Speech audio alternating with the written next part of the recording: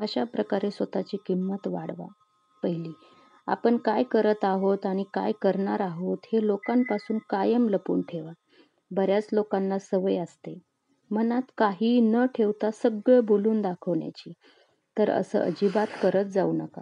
त्यामुळे दोन गोष्टी होऊ शकतात. जर तुम्ही तुमच्या ध्येयापर्यंत नाही पोहोचू शकलात, ते लोक तुम्हाला हसतील किंवा लोकांच्या नजरेत तुमची वेगळीच इमेज तयार होईल की हा फक्त बोलतो, करत तर काहीच नाही. दुसरी, सुटलेला बाण, बंदुकीतून निघालेली गोळी आणि तोंडातून बाहेर पडलेले शब्द कधीच परत येत नसतात. जेवढे पण बुद्धिमान लोक असतील ना, त्यांना जर तुम्ही नोटीस केलं असेल तर तुम्हाला समजेल की कुणीच कामापेक्षा जास्त बोलत नाही, वायफळ बडबड करत नाही. ते त्यांचा वेळ बोलण्यात जास्त वाया घालवत नाहीत.